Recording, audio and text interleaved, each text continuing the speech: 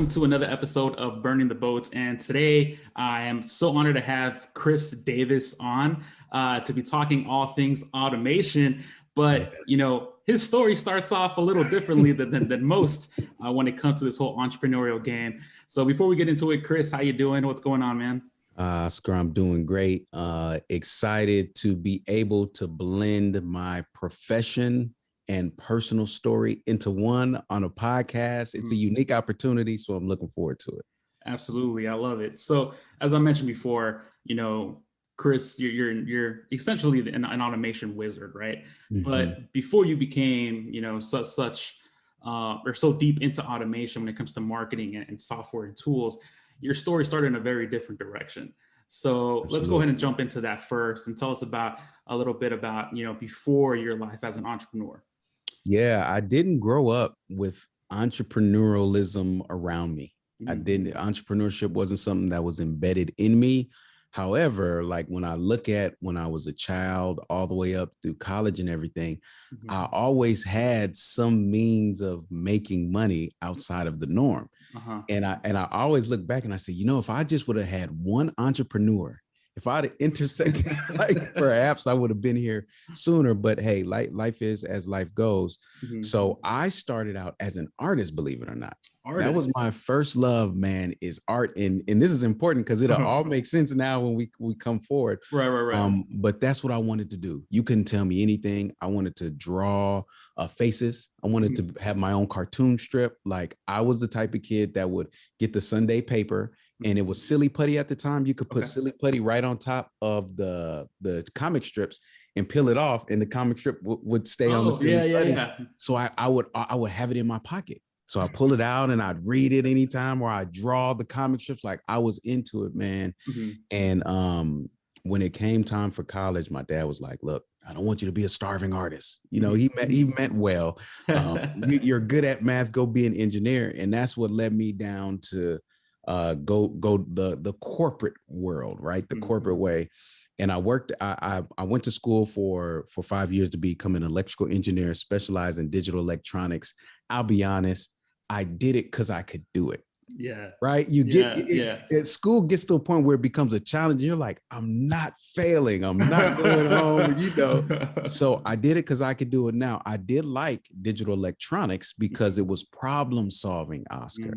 Mm-hmm. So this is all hindsight. Yeah. In the time, I don't know this, but there's something about it that's really appealing. I liked the electronic aspect and I like the problem solving aspect. Mm-hmm. So that's what drew me to digital electronics. And then I got a job at Lockheed Martin as a firmware engineer and had never designed any firmware. I'd never done anything like when I went to college, about 99% of the curriculum I'd never seen, except for math. I was good at math. Everything else was brand new. I really struggled in my first few years, systematized my learning, and I made it through, right? So early systems here, right? Oscar, I had a way of organizing my binder per class, per semester that just, it was like, worked. I mean, it just worked, man. So that was really my first system. Mm-hmm. that I created for success. It was there in college, and it was birthed from pain of failing a chemistry test and everything else. So anyways, fast forward, I'm in a position at Lockheed Martin where I don't know what I'm doing, but I am not going to not get this job. Mm-hmm. So did I fabricate the truth? Probably. I mean, no, I like to say interviewed very well. That's what I would like to say. I get myself in this position where now I'm like, they're like expecting me to know this stuff. I don't know any of it. Yeah. Oscar, like none of it. So I'm reading books. I'm trying to figure out you can't look up firmware design on YouTube and find binary code and all that. So the first few years was me pretty much like trying not to be found out as an imposter. Right. Just trying to make sure that I do not mess up this opportunity. I need a job. I need money. I had a girlfriend at the time. I proposed to her. So it's like, look, I'm about to get married. Like things are getting real here. I really need some stability. So it worked out. I enjoyed about 2 years of the engineering part. And then the last 5 years, I was there 7 years total. the corporate politics and just everything that goes along with it. I started to learn more about me, more of a people person, like to engage with people, you know, and I wasn't getting that at that job. Yeah. And when my wife got laid off, she's an engineer as well. And when she got laid off and was working with me, I'm like, wait a minute. I didn't go to art school because this was supposed to be the guaranteed path. Right. This guaranteed me nothing. So and then now, oh my goodness, it shook up my world, man. It man, turned everything around. So let's take a step back, because I think one of the biggest moments where your life kind of took a big change was when your father told you, hey, listen, I don't want you to be a starving artist, right? And so up until this time, you're going through, you know, school, you're loving art, you're doing doodles left and right, you're probably selling some art for your friends and whatnot. Yep. Right? So at that point, when you had to make that decision, what was going through your mind between, okay, I need to put this art stuff away? Did you put it away altogether? Did you kind of put it in the back seat? How did you approach, you know what, let me go to school, you know, for engineering? I know you said you're good at math, which is kind of ironic because artists and math don't typically go together at all. You're Da Vinci or something, you know, but yeah, like take me back through that process you were going through at that time. That's such a great question, man, because I think that in life, we have to find ways to keep things alive, right? Keep interests alive, even though you may not have the opportunity to fully act and execute on it, right? So what ended up happening is I did keep art alive. If I pull up any of my notebooks, they all look like comic books.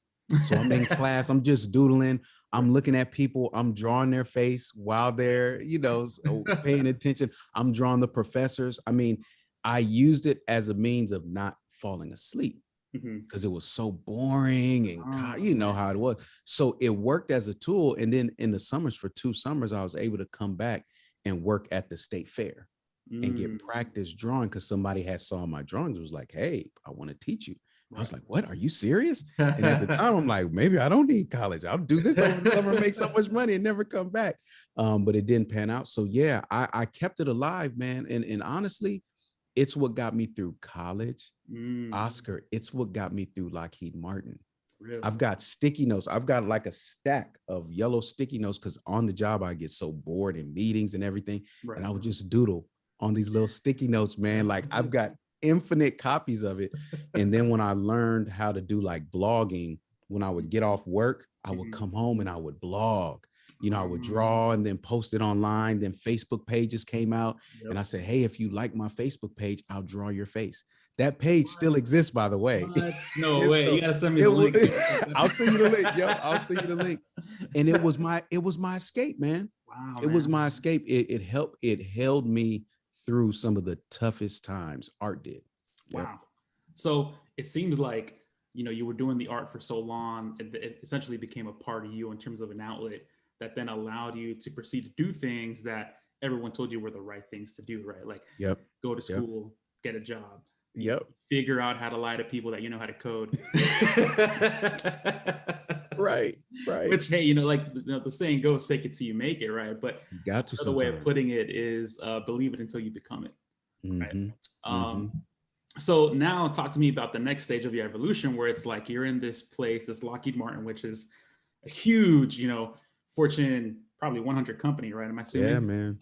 And you're at this place where everyone wants to get a job, right? I'm assuming, you know, people from MIT and everywhere want to go here, and they hired someone who doesn't know anything about firmware.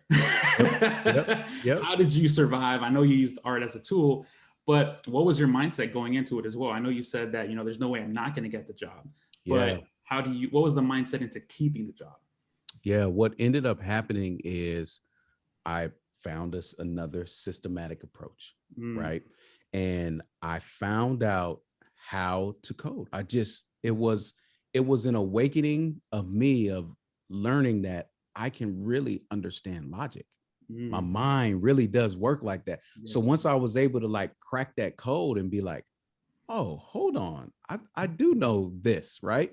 Now, again, I'm nowhere near as good as the people who learned this stuff in college and came out like they can run circles around me. But when it comes down time to present, who do they want to present? I'm the one in front of the classroom saying, hey, look, you know, making the jokes it's a, you know, room full of just stale engineers. Everybody's just kind of like all buttoned up, and I'm saying something, they're like, ho, ho, you know. So it's like, wait, I saw a differentiator. Right. I saw a differentiator. I said, okay, you may be better in this aspect, but I'm extremely valuable in this aspect. And what was happening, Oscar, is I didn't know it at the time, but I'm starting, more of my identity is coming out, is this analogical, logical brain. And somehow this means to connect with people. It was starting to come out. You know, I didn't know it at the time, but you could tell people were like, hey, can Chris present? Hey, it kind of sounds like this, you know, especially in the business world, right? They always say you should surround yourself with the people who are great in areas of your weakness, right? Yep. And so it seems like for you, the 80-20 was, you know, the 20% that was getting 80% of the results was the fact that you can connect with people. Yes. Right? And it seems like that's what you were using as a tool to kind of finesse your way through Lockheed Martin, right? That was it, man. Yeah. So you know, that was my I learned a lot, man. Lockheed Martin taught me so much about myself. And when it came to the time where I started to feel like, you know what, this is not going to be permanent, right? Like when my wife got laid off, I said, I need to be putting energy and focus elsewhere. Yeah. And I had an attorney friend, we're still good friends to this day. And she gave me Tim Ferriss's 4-Hour Work Week. Oh, and that was the transit. I didn't know it at the time. Yeah. Oscar, I'm about to say this to you. I remember I was taking my son to his birthday party. We used to go to we take him roller skating all the time for his birthday. Yeah. So he's out there roller skating, and I'm reading the 4-Hour Work Week because I'm like, how do I get out of where I'm at? Right. This guy is talking about work 4 hours, right, and make more money than I'm making working 40 hours. Like, my brain is short circuited. It's like, that's not possible. Is this telemarketing? Are you scamming? Like, what's going on here? Yeah. I was not technology savvy. People don't understand that either. I'm in my 20s. Yeah. Yeah. And I don't know how to navigate a computer like that. However, I'm fairly proficient with electronics. Yeah. Because I was modding Xboxes in college and making money that way. So I could break down an electronic and put it back together. Don't get me wrong. But you put me on the internet and I'm just like, what was email again? Funny story. The first time I checked email was my freshman year in college. I went to the computer lab, and on the computer, I logged into a Unix system and I said, okay, this is how they communicate. Wow. I went back the next day and the computer lab is full. The computer lab is empty and there's one person sitting at that same computer. And I'm just waiting for him to get up, because in my mind, I thought you could only use that email was tied to the computer. So people don't know this. So I caught on. When I caught it quick. Yeah. You get what I'm saying? Yeah. So when I'm at Lockheed Martin and I read this book, I'm there. My son is skating. It was like an outer body experience. Everything stopped. And it was like I came out of me and I looked at the world and was like, there's a whole new world. Like, it expanded my mind, man. And that was the beginning of the end for me in the corporate world. I said, I've got to figure this thing out. I've got to figure out, how do you use software and this internet thing to make money? It had me hooked, and I would not stop until I figured it out. Was there a specific thing you read in the 4-Hour Work Week where that light bulb moment went off? It wasn't a specific thing. I'm just reading because I'm looking, you know how it is in your immature mind. Let's say in your naivete, when you're searching for a solution, you're searching for that solution. And oftentimes it's never that one thing. It's a combination of things that you learn in the journey that puts the puzzle together. So as I'm reading the book, I'm just looking, Tim, tell me, how do I do it? How do you I'm searching the book. Yeah. And by about midway through, it started to come together like, wait a minute, he's using software and building some kind of system and it's making money. Like, that big picture is what I took away, along with the reality that there's a possibility that I don't have to work 50 hours to make more than what I'm making working 40. Wow. So it was those two things. I understood it at a big idea level. Right. Had no idea the interworkings, like zero. And in fact, I only read the book once. You would have thought I would have read it multiple times to get it. Yeah. I had the big picture, man, and I was off and running.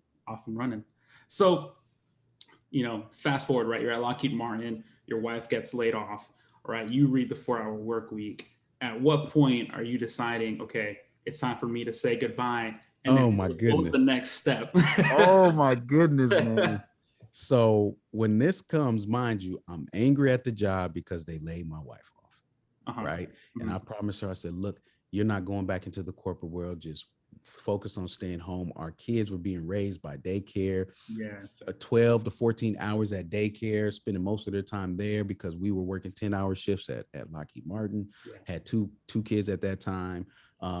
And I was learning this internet stuff. I learned how to do Blogger and Blogspot. And there was this tool called Aweber where you could send one email and it goes to everybody. And you could put links in those emails and people could click those links. I don't know where those links go, but somehow when they click, you can make money. So, right. I'm slowly piecing it together, following Pat Flynn, purchasing these big products from Brendan Bouchard, Jeff Walker, to learn what is a product launch formula, what is a total product blueprint.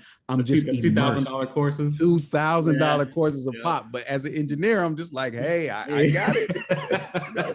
And I'm trying to get out of here. Right. So it got to the point where I was pridefully ready. I said, listen, I'm ready to go. Forget this job.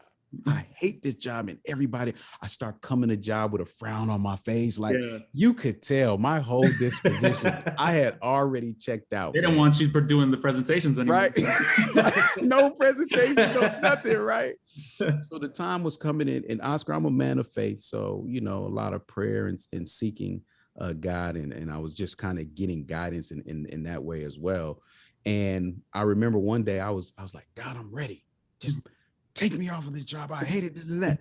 And the next day, they were like, well, and I was like, hold on, wait a minute. I'm not ready. Time out. Let me have a couple more weeks. Yeah. And it ended so abruptly, Oscar. Wow. It ended so abruptly. And it was so painful, so embarrassing. I guess I never, in my mind, all the ways that I would leave a job, I never envisioned me getting fired. Wow. So that shook me to my core because everything is an immediate cutoff. You know what I'm saying? Like you, and I'm like, and we just had my third child. So he's like 3 months old. And I'm like, I don't even know how I'm going to say this to my wife after I have told her, don't you go back to the corporate world. I got it. And now I'm out of a job. Wow. And it hurt when we talk about burning your boats. Yeah. That was a time where the pain burnt that boat. I would never go back to the corporate world because of the pain that they inflicted on me in that process. And I say, you know, whatever I do, I'm going to have to figure out a different way. So I showed up as a freelancer. I knew coding and I knew the internet. So I said, and I knew art, coding, art, internet. Where does that lead you? Graphic design and web development. Yep. Right. Like naturally, that's the path. So I'm creating logos, building WordPress websites, thinking any moment now I'm gonna make $1 million. Yeah. Nothing of the sort. The next 2 years. Go ahead. Yeah. Yeah. Before we get into you as a freelancer, right? Let's talk a little bit about your support system, right? Because here you are, right? You told your wife it's okay, don't worry, stay with the kids. Yep. Which I think is a noble thing to do, right? Very important. And you also say that you're a man of faith. And so if you don't mind talking about it, can we just spend some time talking about your support system at that time? You know, because I know that that's probably a very hard conversation to have with your wife. So, you know, how did you all communicate that? How did you navigate, you know, that moment in time? Because I'm pretty sure it was very stressful because, you know, your father didn't want you to be a starving artist, but now you're a starving engineer with 3 kids and a wife, right? So I ended up there. Somehow I ended up there. All right. So, what was going on? What were the conversations, and how did you all decide to, you know what, we're gonna pick ourselves up and we're gonna keep moving forward? That's it, man. So at this point in time, I'm active in my local church and leadership. So that was really helping me grow as an individual. I had never been in leadership before. So that was helping me. I had a good relationship with the campus pastor. So I could tell him what I was going through and get wise counsel. Also, my spiritual father is the man who married my wife and I. And I just always stayed in contact with him, had no idea the wealth of knowledge that I would tap into. And he's the one single-handedly out of everybody, he is the one that kept my head on straight. You know, like when I wanted to abort and when I wanted to go left and right. But my wife, man, it's something about a woman who truly believes and supports her husband, right? And when I say truly, I could tell there were times that she didn't believe what I was doing would work, but she still supported it. Yeah. You get what I'm saying? Yeah. Like blind faith, man. You get what I'm saying? Yeah. Like, so if you're married to somebody or connected intimately with someone who knows it's not going to work and then is telling you that, that would have been detrimental to me, man. I think it would have been devastating. I don't think I would have been able to get here without that. So she activates her faith. I activate my faith. Now we have faith, and it's literally step by step. I had to learn at that point in life, it's not going to be a month plan. It's not going to be a 6-month plan. It's going to be like a day plan. And sometimes, Oscar, an hour plan. Like, look, just for this hour, we're focusing. And that's what it was, man, to get through that rough terrain where everything had been uprooted. You know, I'm looking, I can't pay my bills. The house, do we go foreclosure? Do we move back home? Like all of these decisions were coming so fast, man. But again, I had a strong foundation, man, in my wife, in my spiritual father, and then in the church community that I was connected with to help just keep me going. You know? Was when you were talking to your spiritual father, you were mentioning that, you know, your head would kind of, you know, I don't want to do this anymore. I want to go over here. Was there one piece of advice that he would give you as far as like, hey, get back on track? Oh my goodness. This is I tell him this story and he laughs all the time. Things were real bad and money was low, and he had heard about it through my wife. I was still prideful. I didn't want to tell him. So he flies me down to Arkansas and we're driving around and he's just showing me this is how you need to, you know, companies should be flying you in. And he's just trying to build me up. Right. He said, so son, how's the business doing? I said, well, I'm almost making money. You know, he's like, how long has it been? I mean, it's about a year and a half. He was like, and you're not making money, huh? I said, no, not yet, but I'm close. I'm really close. You know, this thing. He said, well, son, you don't have a business. That's a hobby. Yeah. And you can't support a family off of a hobby. And just went on with his life. He went on and ate dinner. And Oscar, what that did is it made reality slap me in the face. And was just like, you know what? You're out here playing like by some form of magical osmosis. Yeah. Money is just going to fall out the sky. Chris, wake up. You know, like, you're not a businessman. Right. And what that did, Oscar, I think that there are times in life where there are hard truths about ourselves and our situations that we just don't face. We just don't sit down and say, well, the hard truth is this. And what I told myself is, Chris, you have all of the technical acumen required to do anything technically. Right. You are terrible at marketing. You are terrible at building a business. I literally had to embrace that, man. Yeah. You get what I'm saying? Because me not embracing it kept me on this path of destruction, man. Like, I'm losing money. It's not a red flag. Like, I've got to go to these like the local organizations and churches to get backpacks and food for my kids. Like, at what point am I gonna snap out of it and be like, no, like, that's not what it's supposed to do. It's like a red herring, right? And I think it's awesome that you brought that up, because I think most entrepreneurs, you know, who follow the same path, right? They want to essentially, you know, start a business, you know, live life on their own terms and have freedom, right? But there comes a time when you realize that you're 5 years into it and you're still barely getting by, right? And you're kind of like, what is going on, right? You think another course, another webinar or something else can happen. It's just like, look, you probably know as much as you're ever going to know at this point.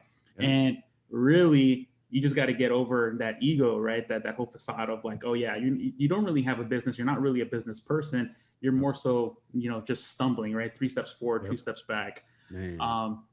So when you got hit in the face with that truth bomb, right? how did that change your mindset? How did you go back home after that trip to Arkansas? Man, so first off, I slept on the floor. I had this nice bed. I said, I'm not even worth the bed. I'm just going to sleep on the floor. I'm terrible.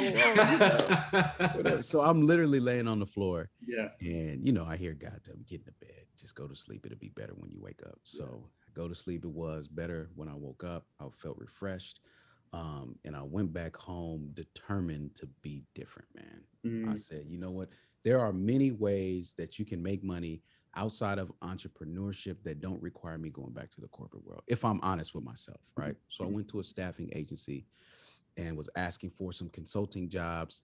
Oscar, you talk about a supernatural orchestration. Yeah. While I'm there interviewing about a job, they get a call. Somebody is trying to learn how to use this platform called Infusionsoft. So I'm interviewing about one, and a guy comes in and says, hey, do you know anything about this tool called Infusionsoft? Yeah. And I'm like, yes, hello. Right. And at that time, I hadn't even used it, Oscar. Right. Again, so this goes back to how I got the job at Lacking I see a common theme coming across. Right. I'd never done it, but I heard it. Yeah. I knew it was a green logo and people had talked about it. Right. So if there's an opportunity, a little step up from Mayweather, right? Right. So I said, yeah, I know that tool. I'll do it. Yeah. And what it did is it led me down a path to work with, actually that didn't work out, to work with that company that wanted to bring me on to use Infusionsoft. But what it did is it gave me access to my first Infusionsoft account. So I was like, yeah, I need to get in and see what you got under the hood. Yeah. So it gives me access. It's like a crash course. I'm taking notes. Okay, I'm trying to map it out because I'm like, I finally have seen Infusionsoft. For those that don't know, Infusionsoft is Keep Now, but you could not even look at it if you didn't have $2,000. Right. Like you had to pay the $2,000 Kickstarter fee. There was no free trial. There was no way to see it. So I finally got a way to see it, Oscar. Wow. So I would take that. That's an important piece. I would take that. I didn't do the job. I actually ended up going to Wells Fargo and doing some UI UX consulting work there to hold us over. Yeah. Money started coming in. Wife started smiling. I started feeling a little better about myself. And I'm still not in the corporate world. I'm like in it, but I'm not because I'm a consultant. Right. And what I did was I forgot along the way. This is another important piece, how I never let art go. Right. I always held on to it. I also always held on to the idea that I need to find some way to learn marketing, even though I'm not actively doing it. Right. And I got an email from the meetups that, the founders of SaaS companies were having a tech startup get together. And I remember registering for it months prior. So I'm actually working at Wells Fargo and I forget about it, man. I forget about it. It's a 6-month contract. They come in 3 months early and say, Chris, you're doing so well. We'd like to offer you a full-time job. Wow. So now I have the opportunity to say, okay, am I going to burn some boats? Yeah. What's going to happen? I'm in full control. Right. Now, again, this is where my faith comes in. I was holding on to the promise that my wife would not have to go back to the corporate world, and neither would I. Right. Those were two things that I heard clearly and held on to. And this was a path back.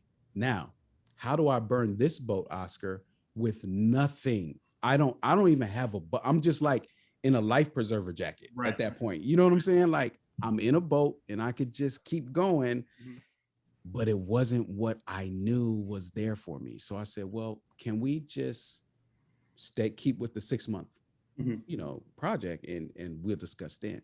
They're like, look, we either want you now, we don't want you at all. So I'm like, oh, wow, what does this mean? And I'm like, well, I would like to finish out the 6 months. And what it ended up being is they terminate the contract. So the boat is gone regardless. Whether I burn it or not, it's gone, man. Like the path was gone. And I was devastated. I will admit I was devastated. I'm like, how can we were just getting back on our feet, Oscar. I could shop and get like real cereal instead of like, the Super O's. I can get Cheerios now. Like I was getting used to having stuff again. And now it feels like I'm right back where I started. No job, no money. And I got 3 babies and a wife. How do I say this? She's still smiling or no? No, not at this. She's still supporting though. She's not smiling. So That's another important piece. Mhm. Smiling or the lack thereof does not mean a lack of support. Right. Right. You know, she's a human. She's got needs. She's a full person. You Absolutely. know, she's Absolutely. got emotions. Like, let her feel her emotions. Mhm. And you guys forgive this. This light has a mind of its own. This Oh, no worries, man. earlier, it's got all kind of stuff happening. So, anyways, I on my way back home. So I walk home because I don't feel like calling her, and I'm ashamed of myself. Blah Right. blah blah. And I get an email reminder. This was Tuesday, and it says, "Hey, your tech startup meet is this Friday." Mm. And I said, am I that frustrated to not go to this? Yeah. Or can I shake it off? So I had 3 days to shake it off. Oscar, I shake it off. That's where I end up meeting Clay Collins Wow. of Lead Pages. So if I hadn't held on to what I heard God say, you don't have to go back to the corporate world. Mhm. If I didn't say no, the contract doesn't terminate, which opens up my Friday to go to this startup where I meet Clay. Right. And I'm just like, this has to happen. Clay, what is the master marketer? Absolutely. I don't know how to market. I can just sit at his feet And just learn. glean, like Right. just take it all in. Right? Right. So I meet him at the startup, and it's crowded. Everybody's around him. It's the first startup in Minneapolis that's really doing major things, Lead Pages. Right. And I'm like, man, I just can't compete. This guy's in blazers, like everybody looks important. I'm just in like jeans and a t-shirt. So I realized like there's only one exit. So I go out in the exit and wait in the hallway. Sure enough, Clay comes out there by himself. Oh yeah. I said, hey Clay, I'm Chris Davis. I'm local. I'm an automation expert. Yeah. And he was like, do you know Infusionsoft? Now again, Oscar. Now again. No is subjective. By no, do you mean I've logged in? You become it, man. Right? Like, yes, I've had overnight access and I know how to click around. So yes, I know it, right? Yeah. You know Infusionsoft? Yes. Are you local? Yes. Are you available? Yes. You know, so within a couple days, man, I end up getting the job at Lead Pages. Wow. Changed my life, changed my world, because my first day is them sending a MacBook Pro and a monitor in the mail. I set it up, log into Skype, and they say, welcome to your first day of Lead Pages. Now, this is, you're telling this to a corporate. I've had to dress up every day of my life to check in. And now I'm ready to leave, and you just sent me this stuff. Is this real? Wow. Oscar, are they going to pay me to work from my house? Like, it was unbelievable, man. Wow. It was unbelievable. It changed everything. And Lead Pages was that main thing. That was, I think there's a point in everybody's life where you just have to endure and you have to commit to just figuring it out. You know what I'm saying? Yeah. Before we go into kind of like the rest, I do want to talk about that contract with Wells Fargo for a little bit, because, you know, I think a lot of people are met at different opportunities, but it doesn't mean that that opportunity is right for you. Right. And for some reason, you said, let's hold off to 6 months. Right. For some reason, your gut, faith, whatever you want to call it, was like, hey, let's hold off. And I think it's an important distinction, because, you know, there's some situations where I found myself in when I left the corporate world, where I was offered jobs to go do door-to-door sales or whatever. And I was like, no, I need to do my own thing. And so I think it's something important to acknowledge, because for many people out there who are hearing this, they're getting faced with opportunities right now. It's also like shiny object syndrome. Like, I know you're a big believer with software and tools, right? Like, just because it's a software doesn't mean it's the right one for you. And I think it's the same thing when it comes to opportunities. It's just like, what are you really into it for? And I think you mentioned that, you know, you and your wife spoke that we're not going to go back to the corporate world. Yeah, man. So I think that was kind of a main trigger for you saying, you know what, let's not do this right now. Let's hold off for 6 months. And then they burned the boat for you. So, man. And you have to know your why. Yeah. You have to know why you're doing it, because if you don't know your why, people will give you their why. Yeah. Right. And what I learned is that just because the opportunity is right now doesn't make it right. Right. You get what I'm saying? Like that. That's a tweet here right now. I see it clearly. I can do this, whatever, but it's not right. It's not right for me. So holding on to that and being able to say no to an opportunity that's more tangible than an opportunity you can't see. I mean, of course, Mm. we're defining faith, but you've got, whether your faith is in God or something, you've got to activate it, man. Right. And mine was in God, and it helped me stay grounded and push through. And what ends up happening is that I show up to lead pages the same way I've done everywhere else. No clue what I'm doing, but I am determined to figure it out. But at this time, Oscar, I'm different. Mm-hmm. I've gone through some stuff. Yeah. Like, the fear in me is so minimal because I would have been scared years ago. This time, no. I'm hungry. I'm salivating. I know I'm the perfect person for this opportunity. And that's what I did. I went all in Infusionsoft, to the point where I was using that app, calling Infusionsoft, and they were asking me, how are you doing this, Chris? Really? Lead Pages is using Infusionsoft. They were confused. They're like, startups don't use us. Like, how are you doing it? Right. Yeah. But I just dove in, and that was the birth of it. Oscar, I felt undervalued, underappreciated. I felt like kind of like beat down as an engineer, technically, right? And now I'm in this space where those same technical skills that everybody was saying, you're nothing, you're this, you're that. Right. Now I'm like a superhero because I've mastered this software that all small businesses are struggling. And then you put me in the right environment where that mastery ends up producing millions, right? Yeah. And now I'm starting to find myself. There you go. And it's like, here it is. I am a technical person. I am a very logical thinker, but I'm also a good marketer because what I didn't know is marketing is all about connecting with people. Oscar, we saw that back at Lockheed Martin. Yeah. I could connect with people like nothing. So this shows too the lack. I didn't have anybody to make those connections for me, which highlights the importance of mentorship. Absolutely. Somebody that can look at you and say, no, this is what that skill is. Right. This is where it's good. And guy, I didn't have that. You get what I'm saying? It's just a matter of perspective, right? Because it was, I'm pretty sure it was just a simple conversation where you're like, oh, you know what? I'm not just good at presenting. I'm actually really good at connecting. Yes. Right. And then that leads to a whole other domino effect down the road, right? Yes, man. So, okay. So you left Lockheed Martin, you went freelance. How many years were you freelancing before you got this opportunity with Lead Pages? 2 years. It took me 2 years to lose all our money. Okay. So 2 years, where you had a hobby, right? Yep. Okay. And then full-time hobby.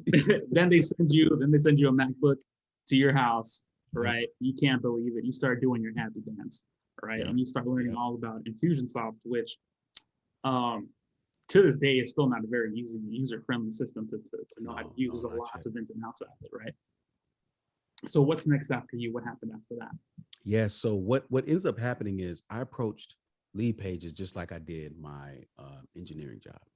So I showed up as an employee, not an entrepreneur, not any of that, just an employee. And there's an important distinction here too, is that somewhere I don't know where, Oscar, but somewhere in my journey of becoming more technically inclined with marketing and automation and systems, art slowly phased out. So at this point, art is no longer my coping mechanism. And I look up and I haven't drawn in years. Wow. And I didn't even realize it. So I don't know where that was. I have to explore that. But at some point it dropped off. And now I'm fully immersed in this automation thing. Right. And I'm at Lead Pages, and I'm just going as deep as I can into automation. I'm getting certified XYZ, but I'm an employee mindset. Oscar, when I look back, I never even saw the signs of the success that the system was doing. Right. We just had our first $1 million month. Right. And I'm clapping for everybody else. Yeah. You know what I'm saying? I'm not looking at, I was a critical part of this. Right. So it took a while. And, I think after our third round of funding, I looked up and I said, wait a minute. I think, I'm not trying to get. I think I'm pretty important to this whole thing. I think I figured something out here, right? And what it was is, you know, I had been on the back end of so many influencers like, you know, Pat Flynn's, the Amy Porterfields and all of that. We set up their affiliate funnels for lead pages and everything. So you could see which influencers could really fill a webinar and which ones couldn't. Right. And about 95% of them could not. 95% of them could not. And the other ones who could, I'm just kind of taking note like, wait a minute. What are they doing? Nobody really knows how to do this online stuff. Nobody. It's a lot of people promoting like they do. Nobody really knows, Oscar. Right. And now somehow I feel validated because I was that person just a year or two ago. And I was like, and look at where I'm at now. Right. Wow, how things can change and how fast with the right opportunity, the right mindset, and the right willingness. I love it, man. I love that you mentioned that because I have worked with a few big names, right, in the industry, and and even going into the corporate world, right? Like I used to work for Macy's.com, and you go in and you're like, how are these people still up? Like, how is this still functioning? Yes, you know what I'm saying? And then, and I think also, you know, especially because, you know, I also help other businesses and marketers, right? So I'm kind of in that guru marketing space. And you just look and you realize that not everything is as easy or as it seems when it comes to, oh yeah, just put up a webinar, sell a $2,000 course, you can become a millionaire, you know, in a month. Not really the case. And it's so interesting to see your side of it because you were in the back end, you actually know the numbers. And to confirm that 95% weren't able to do it, wow. It was, you know what it was? It was depressing because a lot of these guys and gals, a lot of these individuals were people who I thought I was learning from, Oscar. And then when I realized that they didn't know what they were doing, it made sense why what I was doing wasn't working because I'm following them. You know what I'm saying? I'm doing what they're saying. Hey, we did this. No, you didn't. You're lying. That didn't work. So it lit a different fire under me as well to like dispel all of this wrong teaching that's out here, because at Lead Pages, I was able to do like run office hours, and we're doing like on-site training events. So I got to meet a lot of our users. Right. And I just couldn't help but think you deserve to win. Your business deserves to prosper. And if you're not connected with the right tutelage, you're gonna fail. Like most of what's out there is gonna cause you to fail. Right. So that lit a different fire under me. Like personally, I want people to win. That's just me. At the end of the day, whatever I can do to help you win. And then on the other side, it's just like, I think I've figured out this funnel stuff. It's not these pages and software. It's the actual understanding of the customer journey crafted with tech front end marketing, landing pages and emails, but back end operational, back end operations. And later I would learn that the front end marketing is digital marketing, the back end operational is marketing automation. You don't see marketing automation, you experience it though.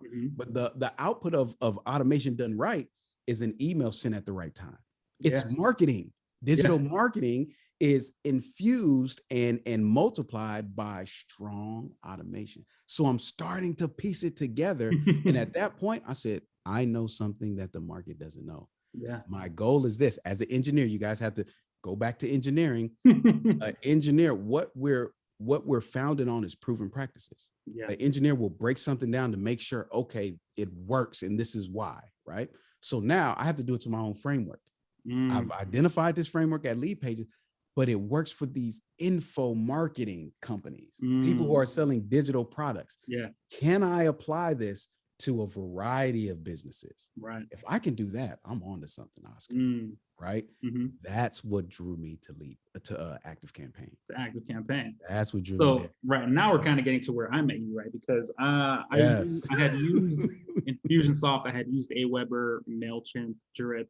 And then I started using Active Campaign. And so because I use it for myself and for clients that I had at the time, I wanted to go ahead and learn more. I signed up for one of your workshops and met you, and I was like, oh, okay, this guy understands exactly what's happening, because like I'm using it and I'm running into these issues, and I'm like, it's not necessarily the funnel, it's the way you're approaching the market, right? It's the messaging, and it's the focus on the conversions as opposed to the tool, the software. Like it could have been Drip or whatever else. The point is that if someone's going through your funnel and they're not buying or they're not taking that next step, there is a reason to that. And it's not the tool, it's the approach more than not, right? Yes. So here we are, we're in active campaign, and I'm just totally blown away. I meet with you after, and I'm like, hey man, let me get your info. I'd love to talk to you. And then I think I call you about 2 weeks later or something like that, right? Yeah. And then you're like, hey man, I'm no longer with Active Campaign. Yep. Because we met in Tampa. Yeah. And that was I didn't know at the time. Yeah. But from Tampa, I went to Miami. In Miami, that was the last time anybody would see me. Right. Shirt on. Yep. All right. So you spent some time working with these huge automation companies, obviously learning marketing, learning the systems, working on your process and your way of doing things. And was the next step for you Automation Bridge? Is that what happened? So what happened was, when I got fired from Lockheed Martin, I told myself I would never singularly rely on a job ever. That was the birth of Automation Bridge back then. And at the time, I didn't know what it was. I'm blogging, talking about MailChimp and Entrepreneur. It was Office Autopilot at the time, just kind of putting narratives out there around certain tools and my feedback and understanding. And one thing I will say is that my blog has been the greatest asset to my career, because it was the article that I wrote that's called Goodbye Entrepreneur, something like that. And it was just me writing how I tried to use Entrepreneur. I have to leave because it's not working and it breaks my heart, and I'm going over to Infusionsoft. Well, that was important because the guy that ends up hiring me at Lead Pages wasn't Clay. It was a person who had just left Entrepreneur. Whoa. So that article resonated like on another level. And he was like, you're right. It's lacking all of that. Look, you're hired, like on the spot, Oscar. You get what I'm saying? Yeah. So, I love it, man. I love it. Right. You fast forward to Active Campaign. I had written articles on Active Campaign, how to use lists versus tags. And they're seeing it and they're seeing the response, and they start interviewing me, having me write articles for them. So I was on their radar for a while, right? And then I start using the tool. I'm using Infusionsoft, right, at Lead Pages. And then I start using Active Campaign, and I'm like, hey, when I was using Active Campaign, they didn't have tags. I jump on a call, say, they didn't have tags. Didn't have tags, man. Wow. I said, your competitors have tags. Do you understand what those are? Go through a screen share, show them Infusionsoft, show them Entrepreneur. Weeks later, they have tags. Wow. Like, ooh, this software is responsive to the market. So the relationship started there, and they're looking at my blog. They're seeing all the comments people have. Chris, this is amazing. Thank you so much for helping us use Active Campaign. Yeah. Open the door. So when it comes time to have the conversation, I'm talking to the CEO, Oscar. Yeah. I'm not talking to HR, I'm not going through the regular channels. Right. On my personal phone, calling me. Hey, what do you think? Want to fly out to Chicago? Want to show you around this and that. Right. It's just kind of like what your spiritual father had mentioned, that the company should be flying. And there you go. 1-to-1, right? Yes. So I'm like, it's happening. Oh my God, right? It's finally happening. But it's the story of fortitude, right? And holding on, not forgetting, just persevering, right? Persevering. And so what happened, long story short, they end up hiring me. I go there to build out the education department. I sold the same thing to them. It was a mutual interest. Look, I learned something at Lead Pages. I want to apply. You've got the most diverse portfolio of customers. You've got the best software. Let's make it happen. Yeah. So that was the genesis of the education department at Active Campaign. Wow. From the podcast to me hiring the writers to create all of the content, everything education to this day, the foundation was the work that I did, right? And given my leadership training, I was always taught a great leader never leaves the company or organization without the ability to operate. So I don't care how they let you go. I don't care how you leave. Make sure they're in good standing. So to see the education still firing on all cylinders, listen, man, it doesn't matter that it didn't end well. It's like, I'm happy for them because that's the measure. Let me give you the chance to say thank you. Because I'm pretty sure I was going through those articles when I'm trying to figure out how to do something on Active Campaign. Right. So, man. That's when I first met you, when you were going through the whole presentation of Active Campaign, I was just totally blown away because, again, like you said, a good leader leaves an organization in good standing. But you also did that with everyone who was there at the presentation. Like for the most part, when I was speaking to my peers that were there at the time, we were all like, wow, this was great. Right. We had no. Right. So Tell me a little bit more about now, like what you're doing today with automation Yeah, and everything yeah, you got going on, because I think that's also important to talk about as absolutely. So, and I kind of got off on a tangent, but I've always kept Automation Bridge well. running since Lockheed Martin, right? So when I'm at lead pages, I'm learning, and then I'm applying what I learned to Automation Bridge. So, oh, lead magnet, let me create a lead magnet on my website, and Yeah. you follow up sequence, whatever, right? Learning stuff at Active Campaign. Oh, this is how you can use pipelines and in the CRM. So Yeah. I'm applying it to Automation Bridge. So I've always been putting bricks in my business on the side, not in an unethical or competitive way, but just like, I learned something, let me apply it here. I learned something here, let me take it back here. Like, it was a great environment that I Were created. you selling anything on Automation I Bridge throughout the was, I years? was, man. I Yeah. was. So right when between lead pages and Active Campaign, I created my first like flagship program called the mentorship program, because I knew I wanted to duplicate myself in the marketplace, but I knew I wouldn't have time. So it had to be leveraged, and I needed to create it before I started that Active Campaign. So there's no conflict of interest. It's a pre-existing asset, and there's no worry that I'm poaching their information. I knew that. So I took those 2 weeks, created that, and I'm selling it fully automated on the side. There's an automated webinar, and you can schedule some time on my calendar. We could talk about it after hours or before hours at Active Campaign. And I would make a cool 5 to 10K a month just selling that program. You get what I'm saying? Like, while I'm at full focus on Active Campaign, like there were times where, as you see, I will be presenting, and on breaks, I'm looking at my phone like, oh, another sale. Right? Not too shabby. Coming in. Right. So I had built the system again. Don't let the dream die.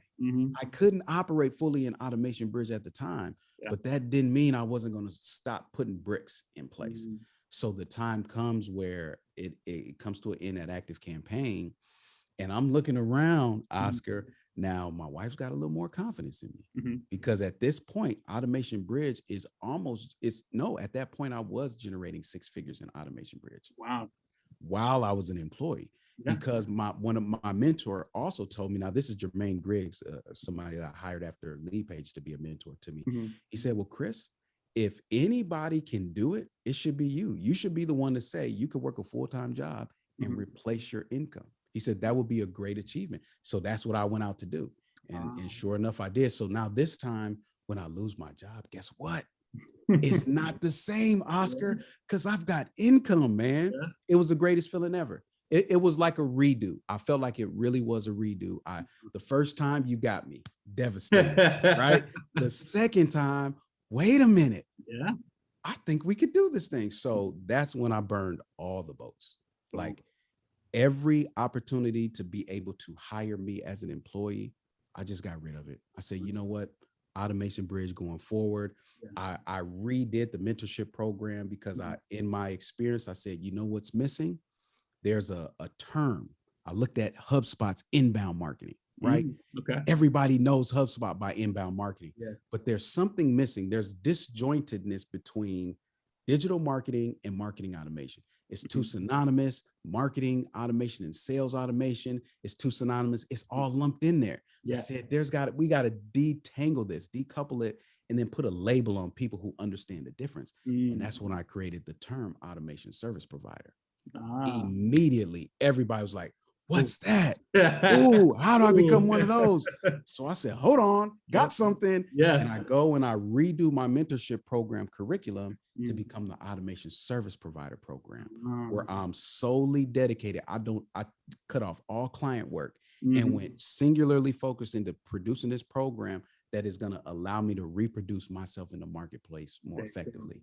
And that's where Automation Bridge is now, man. I run this this month is our first round of certification, man. So I've got 4 people in queue to be certified. And hopefully by September, if all things hold out, I'll be able to announce my first people who have been Automation Bridge certified, and they have that badge and stamp. Man, and man, for you, man. Appreciate it.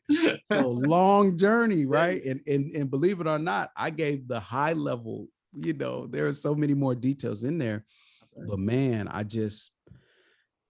I can't see it happening any other way. Honestly, I wouldn't want it. Where I'm at right now, I am perfectly satisfied. I'm able to do what I've always loved to do. Yesterday, I spent my evening playing around with a new tool that could potentially replace Zapier, and it allowed me to figure out something else that I've been trying to do for years.